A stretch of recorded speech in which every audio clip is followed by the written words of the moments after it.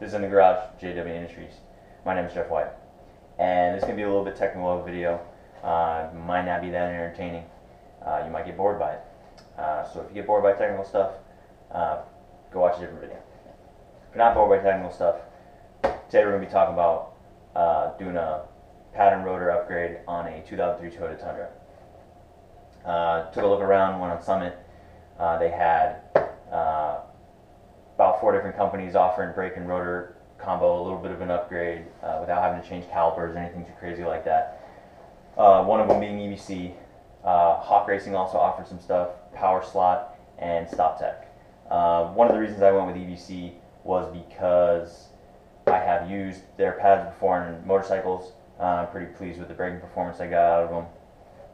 So I decided, when I saw that they offered brakes for my truck, I decided to go with them. Had a little bit of a shimmy forming on my truck, and you know, the pads weren't at the end of their life, but I decided the shimmy was getting annoying and I wanted to do something about it. And then also I'm going to take the opportunity to do a little bit of an upgrade. The truck's not used for anything too crazy, it's used for shop stuff. Another reason why I went with EBC is they offer a very good selection when it comes to pads. They had about 3 different pad types that were offered for this truck, so if I'm not happy with the green stuff or I want something a little bit more extreme, I can go to the yellow. They also offer a stock replacement pad. And one thing I like to go with when I do brakes is I like to get the same pad company as I do rotor company. And the reason I like that is because I feel that when they're testing these pads out, they're going to test them on these rotors. When they're testing these rotors out, they're testing them with their pads. So you're going to get a more consistent braking performance from the same company rotors and pads. That to me just seems like the logical thing. Now, I don't know, maybe I'm wrong. Who knows? But I don't see, why it would be any other different way. So I went to EBC. They were priced about the same as doing the stock replacement stuff. If you were to go to the dealer and get the stock replacement pads, you could probably go to AutoZone or Cragian or O'Reilly and get cheaper stuff, but when you're doing an upgrade, sometimes going with the cheapest thing, as we all know, is not always the best thing. So fork out a little bit of money and get something a little bit more upgraded.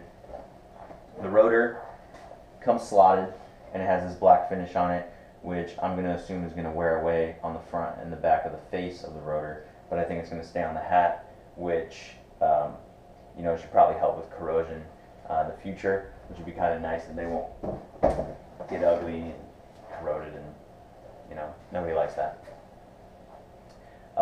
The truck had developed a little bit of a shimmy under hard braking, which is one thing I'm trying to eliminate with these, while also trying to do the upgrade. So I'm going to do a little video showing the shimmy, and then I'll do a video after I install these so you can see the difference between the two, and I'll also talk about what I feel behind the wheel, and if it's even worth it. I mean, you might do this whole video and then find out that it wasn't even worth the money, but I figure let me do that, and then you can benefit off of my experiment. So also I'm going to try to do technical videos here and there. If you have any suggestions or comments or questions, feel free to put in the comments or message me through the YouTube, or you can go to my website, JAWIndustries.com, gojaws.com, and you can message me through there. So this is to show you a little shimmy I'm talking about. About 50-60 miles an hour, and especially when you're coming down a hill, it tends to do this little vibration. You see the wheel shake a little bit. I don't know if you can see that in the video, but try to come to a stop. Do it again here, and you got a vibration and shimmy. So part of the brake upgrade, we're gonna the reason for doing it is to try to get rid of that shimmy, and I'll do a little video after I do the brakes to kind of show what I'm talking about. Brakes have been installed. Put about 330 miles on them. Has a pretty intensive bedding procedure of about 50 easy miles, and then another 200 miles, which they say at the end of 200 miles you're supposed to stop 5 times from 60 miles an hour to 20 miles an hour, which is actually pretty difficult because you have to find a pretty good stretch of road where nobody's going to come up behind you and do 60 mile per hour to 20 mile per hour stops pretty much. So we're at about 330 miles now. I've already done the 200 mile bedding procedure.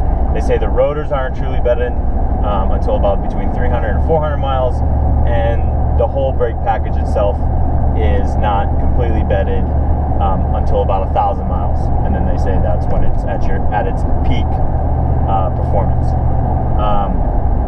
So just driving around on some decently windy roads out here.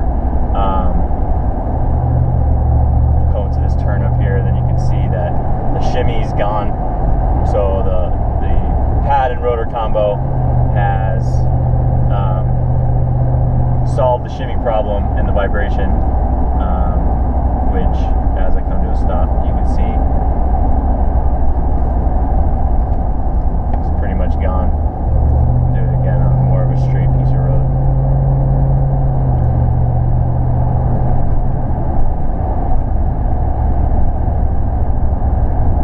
So far, brakes feel pretty good. The braking performance has improved. So here's 60 miles an hour to 20. I can take my hands off, and they brake pretty good.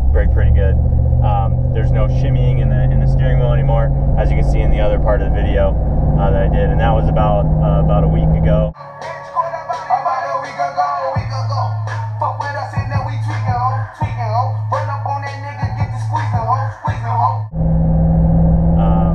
That I did it. I did it last Saturday morning, and I'll do it again. So here's 60 miles an hour to 20. No hands on the wheel, brakes in a straight line, no pulling, and that's 20. So I would say, yeah, definitely good set of brakes, pads and rotors for 2003 Toyota Tundra, which is the first generation of the Tundra. Which, like I said before, in my opinion, the stock rotors and pads just weren't adequate enough. So this is definitely a better setup, EBC with the green stuff 7000 series pads. And of course, after doing the initial part of the bedding, I haven't done the 1,000 miles yet, but after the 200, I mean, the braking performance is way better than it was. Which has also solved the issue and is better than when I did my other Tundra with stock rotors and pads. So I say definitely a good set of brakes, pads and rotors, you know, I would definitely recommend them for somebody to buy them and install them on their Tundra for sure.